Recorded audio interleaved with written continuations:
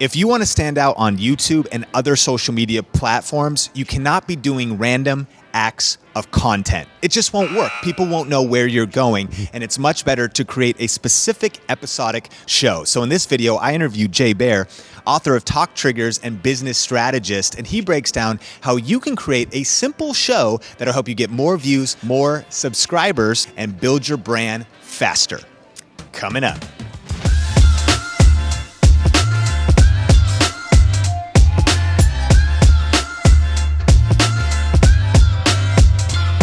Want a copy of YouTube Secrets audiobook for free? Right now, when you sign up for a free 30-day trial of Audible, you can also get a complimentary copy of the #1 best-selling YouTube strategy book in the world. Download your copy today at tubesecretsaudio.com. Hey, what's up? Sean here with Video Influencers. Help you build your influence, income, and impact with online video. And I'm super pumped to be here today with Jay Baer, word of mouth strategist, author of Talk Triggers, and the founder of the show, Talk Triggers. How's it going? Fantastic, man. So good to see you. Awesome to run into you again. Great to be back with you. Things are fantastic.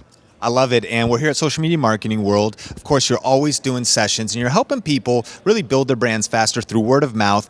But one of the things you've done just in the last couple of months is you've launched a show. Now, everyone in our community is a content creator for sure. They're posting content, YouTube, and leveraging LinkedIn and Facebook. But one of the quotes we talked about off camera was what a lot of people are doing that's completely hurting them from growing is random acts of content. They don't have a structured show. They're just shooting out, in all kinds of different directions. And so I'm excited to hear about what you've learned and some of the things you're helping people do so they can create a show that gets talked about, gets noticed, and builds their brand faster. What have you been up to? I mean, you're exactly right. I mean, we people are making stuff here, posting here, cross-posting here, and sometimes that works. Usually it doesn't, but sometimes it does. You just get lucky. You're shooting bullets off into the air and a bird flies over simultaneously. Like, amazing, look what a good shot I am. But that's not usually actually the case. I mean, there's so much competition for attention. You know that. You all know that as well as anybody. And the best way to build an audience, a consistent audience, and grow an audience is to create content episodically. You do the same kind of thing every Monday, every Thursday, twice a month, whatever the circumstances are. So what we always tell our clients, what I'm doing myself, is thinking like a TV network, right? AMC doesn't air different shows every Wednesday. It's the same shows every Wednesday in the same sequence, targeting the same audience with the same themes. And you should do the exact same thing. So my new program, called the Talk Triggers Show, is 7 minutes every Tuesday, new episode. Each one focuses on a business that's killing it with word of mouth, that does something different that their customers notice and talk about. And we're just telling those stories one a week. See, Sandra's place snuggles up against the hotel pool at the O'Hare Motor Inn, and the back wall of the bar features 2 large glass windows. And then every night from 8 p.m. until midnight, bar patrons peer through those windows into the hotel pool. That's super powerful. And can you break down your workflow? You're starting on YouTube, but distribution extends, things are chopped up. What's some of the things you're doing once you structured your show? Yeah, I had a previous show a couple years ago called Jay Today, which is a daily show, 3 minutes a day, and we pioneered a lot of these kind of reuse and recreation principles then. So we start on YouTube, I shoot it at home, and then we do some post-production, and we take it from YouTube, make it a podcast, so it's an audio podcast as well. Then we also post it on LinkedIn, and then create 3 or 4 teaser videos for Facebook, Twitter, and Instagram, and then we have an Instagram Stories teaser system as well. So, 1 7-minute video. We also put it on our blog and on Medium and on LinkedIn as an article. So one 7-minute video it makes 14 pieces of content, I think. So it's just taking that orange and squeezing all the juice out of that orange. And one of the problems that I think people have today is they're just making them more oranges. It's like you already have an orange, just get more juice out of it. That's so powerful. And so I hope you caught that. That's the trickle-down effect. If you create one show a week, but now you've got content that's going out throughout social media, which we all struggle with. Sometimes you wake up, what am I going to post today?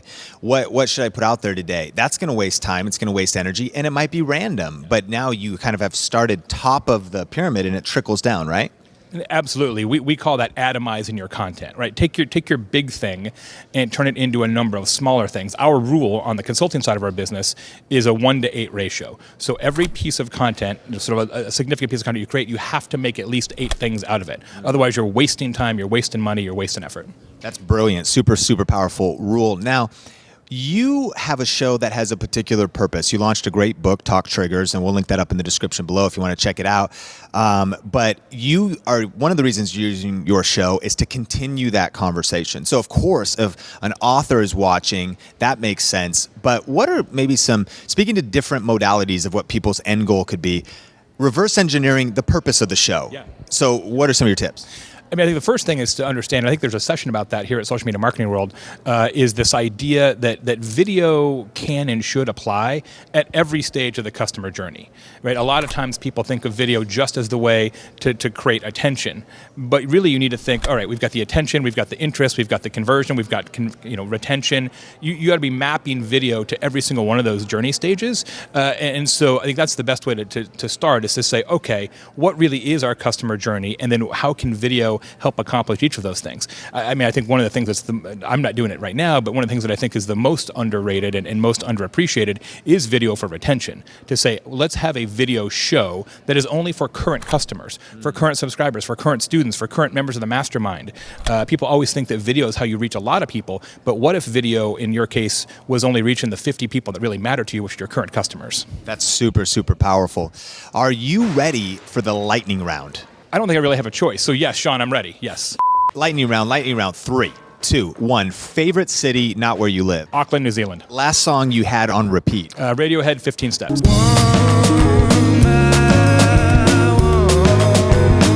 Scale from 1 to 10, how good of a driver are you? So that's such a great question because I don't know if you know this stat.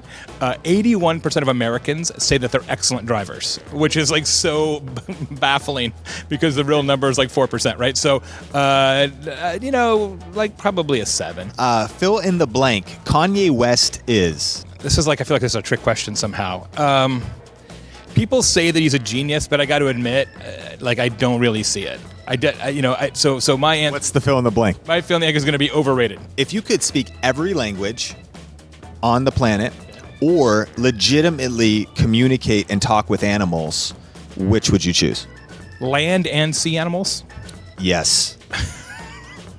I'm gonna say animals because my show's all about distinctive. It's all about having something that people don't see every day, and it is possible. I don't think likely, but possible that someone could know all the languages or almost all of them, but nobody, as far as I'm aware of, has the animal game. So I'm gonna go animals. Wise. Favorite junk food? Anything salty, so I'm into the peanuts, the cashews, the Doritos. You either have the sweet or the salty. I'll go salty every time. Book every influencer watching should read. Besides Hug Your Haters, great book by Jay. Talk Triggers, great book. What other books do you have? We may have talked about this in the past. I love the book from my buddy Rory Vaden, Procrastinate on Purpose, which is exceptionally good for time management, getting more capacity out of your day. It's awesome. I also really like my buddy Mark Schaefer's new book called Marketing Rebellion, which just came out recently. Makes you really think differently about the role of marketing and really the power of influencers and kind of human-powered marketing. Super, super cool. We'll link up all those resources in the description below if you want to check them out. Is double dipping at a party ever acceptable? If it's your party, absolutely your rules. Your party, your rules. Do you ever Instagram your food, or have you ever?